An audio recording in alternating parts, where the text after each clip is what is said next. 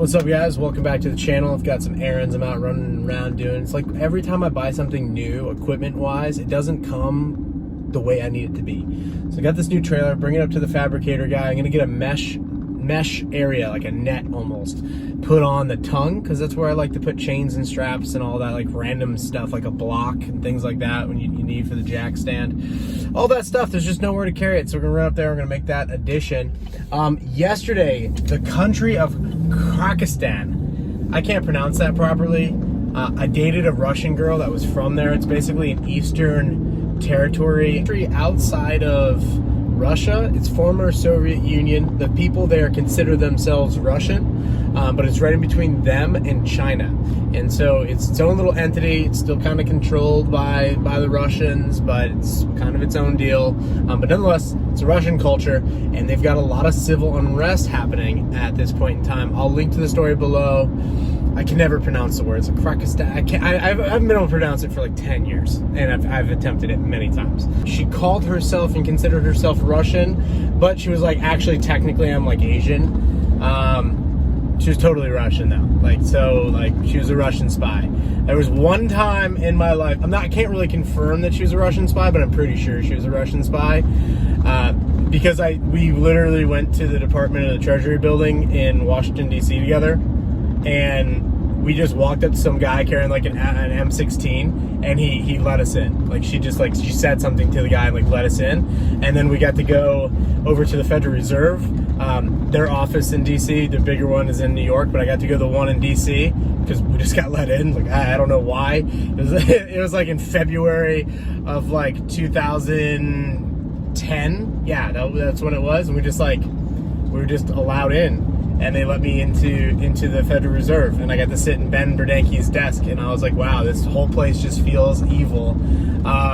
There's like a plaque, a mantle, a plaque above the mantle, which is like, in 1940 whatever, the decision to drop these two bombs, the hydrogen or the nuclear bombs on Japan were made, or this decision was made in this very room.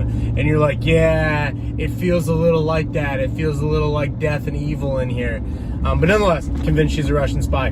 That country, she's definitely a Russian spy. Now I'm thinking about this. I'm sorry going on a tangent, but like, yeah, she's like in the art gallery world and stuff now. Always was. But yeah, she's definitely a Russian spy. She probably launders so much capital, it's insane. She's an impressive girl. Super smoking hot. But nonetheless, country's in civil disruption at the moment. And what is the first thing the elites do? What is the first thing they do? They cancel the internet. They pull the plug. They turn it off. They hit the kill switch. And I think it's interesting because at this point in time, we don't even have a decentralized internet, and I am so bullish on the decentralized internet. I was with some buddies this past year in Michigan, and I was like, guys, like, can you, I mean, how funny is it that our little libertarian community was peddling Bitcoin in 2011, thinking it was like whatever, and like, we failed to get billions of dollars of it. Like, we kind of knew what it was. We weren't sure what it was, but we failed to. And one of my buddies like, Trav, don't worry about it. We got the decentralized internet. The internet hasn't even happened yet. We're early still. We're okay. It's a very interesting project. If you guys are on the email list, I will keep you informed on it. My buddies have just got up their first servers.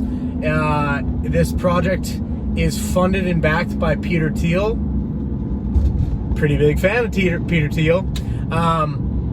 He's some of the original venture capital behind this project. It's been around now for about 10 years. It's finally gaining traction. They just had their first conference 2 months ago, and it's looking like the early days of Bitcoin, I have to say. It really is. It feels like that. We'll see where it goes. It's still a speculation at this point in time. You can't like fully back up the truck on it, but they have made some significant investments into this as moving towards a way more decentralized internet. I want to put a couple things on your list. Look at decentralized domains. Company called Handshake. You can kind of check that out. It's a cryptocurrency essentially. You can buy domains, decentralized domains this way. And then if you are on the email list, which is a link in the bio, I will keep you abreast of where this new internet, I'm not going to name drop what it is or blah. Like, I really haven't built my position into it yet. I'm not really trying to hype it, and I'm trying to use it. Very early days. I mean, it looks like some internet 1993 stuff. All right, it's very, very early days, very basic, very chat room-ish. But my buddy's running it, and I was on his computer not too long ago, and I was like, dude, this is cool. And he's like, you know what's even more cool, dude? Is like, this is like literally his computer is his website is what they call their ship. It's cool. Like, everything, all his photos are his, all of his videos are his. They're hosted on his own machine. It's very, very cool how this thing is set up. I'm still trying to wrap my head around it conceptually. I've been following it now for just about a year.